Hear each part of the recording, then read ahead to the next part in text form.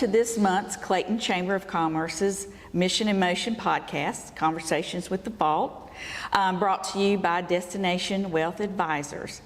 Today we're sitting down with Workforce Development Chair Melissa Overton to talk about an exciting new initiative that we are working collaboratively with the Johnston County Public School System and the Johnston Community College. And we are going to be talking about apprenticeships. Yes. And even though the vision is big, we're going to start with the trade industry. Right. And so we are going to talk about how we can create career paths for students, right. Workforce for local businesses, and all things trades. So I'm very excited about this. Yeah, I think this is going to be one of these legacy creating moments that we get to participate in. Yeah, and we're that kind of shaping me. the future of Johnston County, which is very exciting. Right, exactly. So tell me, let's start with a little bit of information about you. When I came to you, which she's probably going, to ask you to chair the Workforce Development Committee, what made you say yes? What excites you about workforce development? I think the fact that growing up here and seeing, that's one of the things we have is we both have that hometown perspective. Yeah. Growing up here, seeing what existed, seeing what potential was there, moving away when I was in high school and experiencing Wake County and what opportunities were there and how different it was from Johnston County, coming back saying, okay, how can we progress and how can we think outside the box? So when you approached me about this this possibility, I got really excited because I'm always thinking of how do we grow our community? How do we make it better? Yeah. Well, I'm so glad you said yes, because we've worked on some exciting projects like Launch JOCO and now this. Yes. So I'm very excited. So let's get into the conversation about it. Okay. So since we've been working very closely with the school system and JCC about the countywide apprenticeship program, from your perspective, why is this such an exciting opportunity for our community? I think the times are changing. They're shifting, and there was this whole thing, I'll say when I was coming out of school in the 90s, it was if you didn't go to college, you were missing the boat. Yes. If you didn't go to a four-year university, then you were really failing. Correct. And I think time has shown that should have never been the case. That definitely isn't the case now. And the climate is right to do what like the Department of Public Instruction has talked about, the portrait of a graduate, right? Yep. And when we first heard about that at a North Carolina chamber meeting a couple of years ago, like my stomach dropped and I was like, oh God, this is going to be about test scores and college prep and everything else.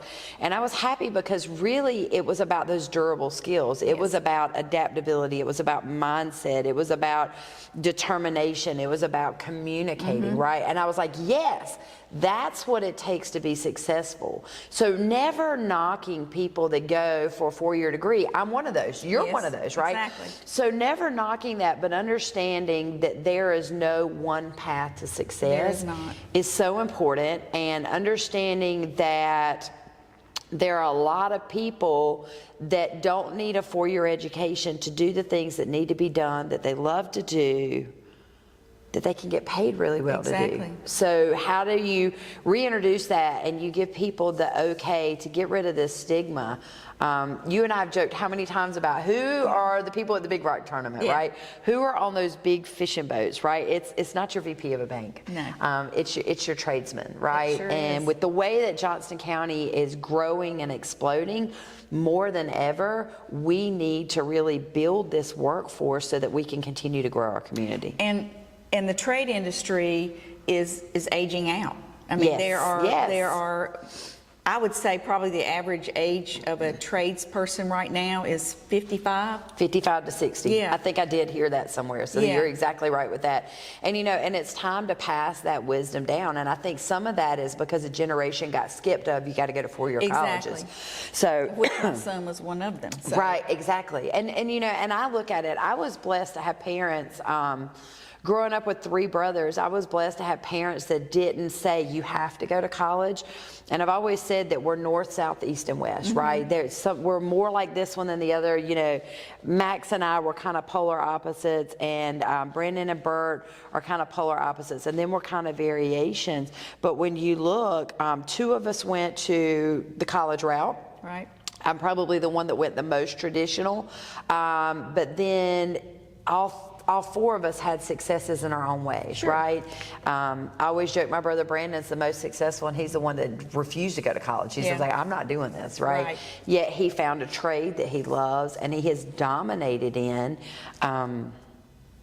And he's grown in different ways, right? Yeah, and that's success. I'm looking at my kids now. Right. You know, one is 4-year college material. The other one isn't quite sure what he wants to do. So rather than push him in to a 4-year college setting where he may not be mature enough for yet, he doesn't have a clue of what he wants to do yet, I think that sets him up for more challenges and failures. Right.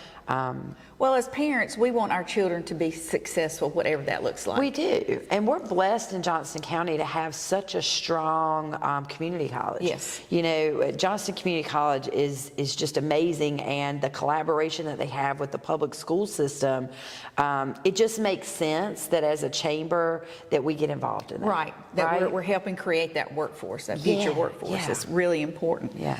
So let's talk about why we decided to focus on trades right now. Yeah. You have to start somewhere, right? Exactly. When you build a vision, if you think back to what we did with Launch Joco 5 years ago, you couldn't go straight out the gate and be like, blah. Yeah. Like, you want to be effective. And anytime you're building a structure, right? Talking about trades, building a structure, you have to build a solid foundation. Sure.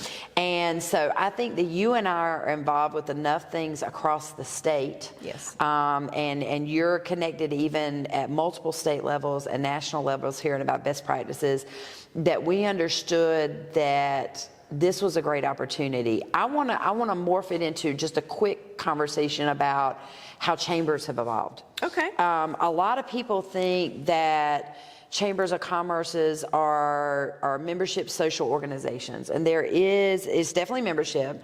There's definitely a social component, but what has happened with chambers now is the chambers that are thriving are evolving into taking on issues in the community. Exactly.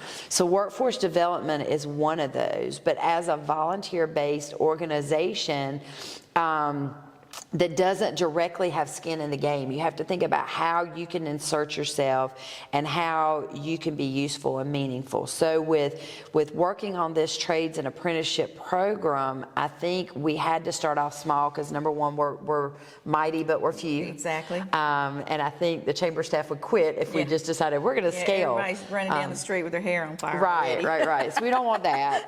If you're leaning into this and going, where is it going? You know, we're starting out with the trades because we wanted to be very specific, very intentional. We wanted to engage stakeholders that already understand the value of what we're doing and have a sense of community. Right. So getting, I always shout out Chandler Purnell, call Purnell Heating and Air, getting involved from the get-go and saying, yes, I want to be part of this. So we can scale it small, but for those of you who are looking forward, you can Google Surrey Yadkin Project. And I think that's where we will head. I think we are spearheading this, and that it's going to grow into its own nonprofit in probably 5 years. I think it will too. Right. I think it will too. And so speaking of businesses being involved, that seems to be an important ingredient for this to be successful, because we've got to have the trade industry bought into this apprenticeship program.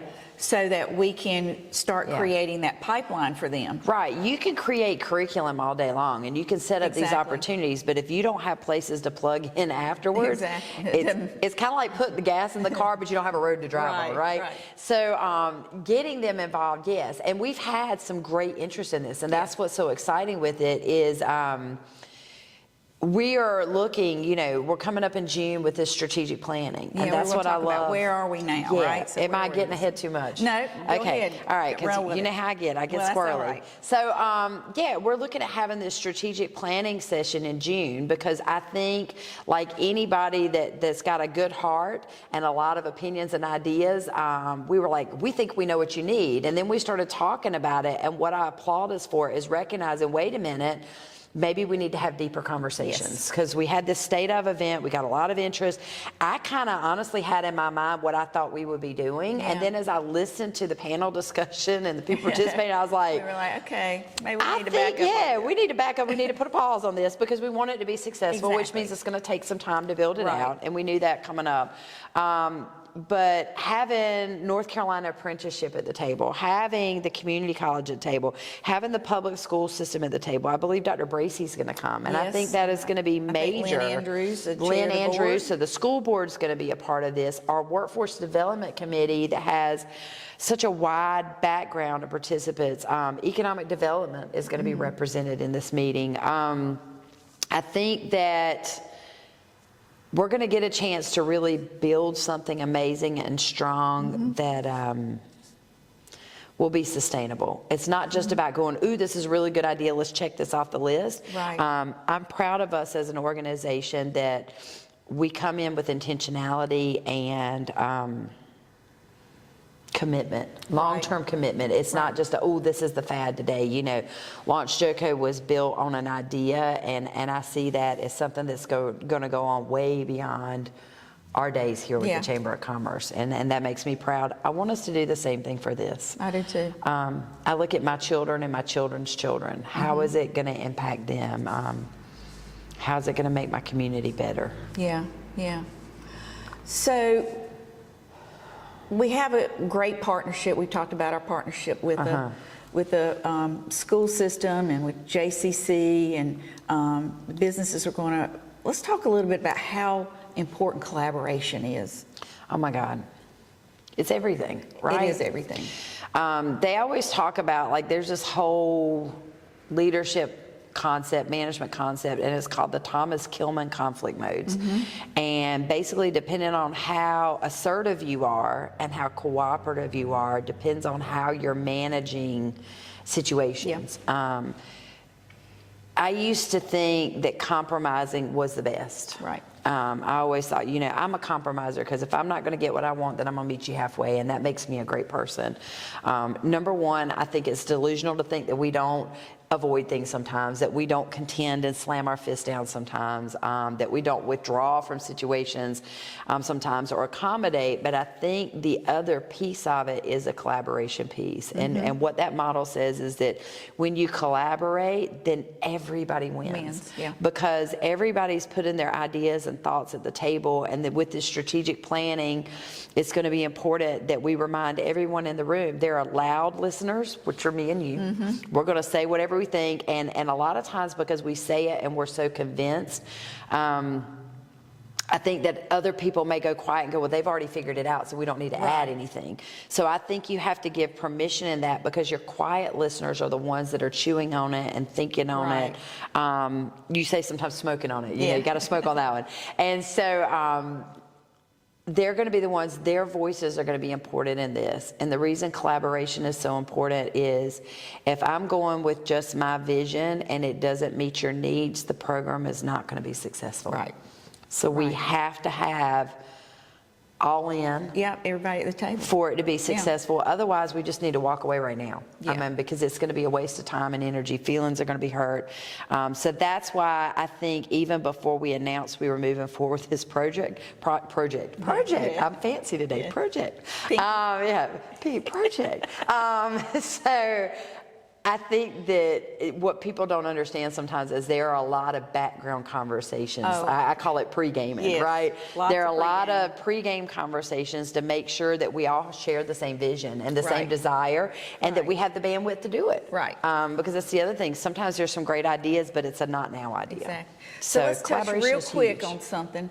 When we say strategic plan, for those that aren't in the world of developing plans, what does that mean? What does that mean?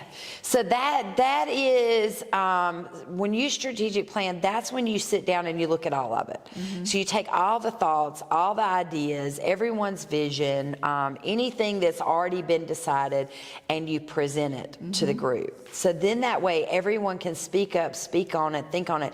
That's where the collaboration comes in, right? Is because I may come in with a vision of we were going to do this, this, and this, and then you come to the table, and there was something, and I can't even remember, it's in my notes somewhere, but there was something that Caleb Goley said from North Carolina Apprenticeship that when he said it, I was like, that's going to change what I thought we were doing looks like, right? And so that strategic planning is basically making sure that we're all singing from the same hymnal, right? We're creating the structure. I was never an athlete. Right? Yeah, a roadmap. Yeah, because I was thinking athlete, but yeah, a roadmap. So instead of just saying, we're going to take a road trip, let's see where we go. There we are. So instead we're going, hey, we're taking a road trip, and on this road trip I need to make sure that my tires are good, and that I need to make sure that that there's gas in the car, and that, you know, the kids have snacks, you know, all the things. So that's what the strategic plan does. Yeah, I'm looking forward to that, mapping this out and seeing what it looks like. That's the key to success, right? And that also ensures, again, that collaboration is still happening, because if you're not on the same page, again, it becomes a challenge. Yes. So if we had to ask parents of students and local business owners, they see this and they go, hey, I'm interested in that. Hey. What is our call to action? What do we need from them? I think reach out to us. Let us know of your interest and that you want to be involved, so that we can figure out, as this evolves from strategic planning, where we're going to need volunteers, where we're going to need help. Local businesses, if you're in that trades industry, just generically throwing out there, HVAC, electrical, plumbing, welding, right? So there are all kinds of things, construction. And our focus right now is going to be high school students, because we had to start out in one place, but understand this vision later on is going to bring in outside the public schools. It's going to bring in your adults that are looking to do other things. So let us know of your interest, so that we can put it down, we can get you plugged in and explain kind of what our next steps are and communicate with you along the way, because it's going to take a village. It is going to. I'm just proud we're leading it. I know. Well, I'm very excited about this. June is right around the corner, and we can start planning this. And I think it's something that I hear in the chamber world, that apprenticeships are a very important process, and something that our county needs. And I'm so excited that we are going to be part of that. So thank you for joining us. Thank you for trusting me on the journey. I mean, just get involved in your local organizations. You know, the Chamber of Commerce is great for growing your business, but also connecting, because our collective voices are what create movements and change. Absolutely. Just talked about that advocacy piece on the last podcast. Did you really? Yeah, we did. See, there you go. Pinkies up. I know. So thanks for joining me, and we'll talk soon. Thanks, Dana. All right.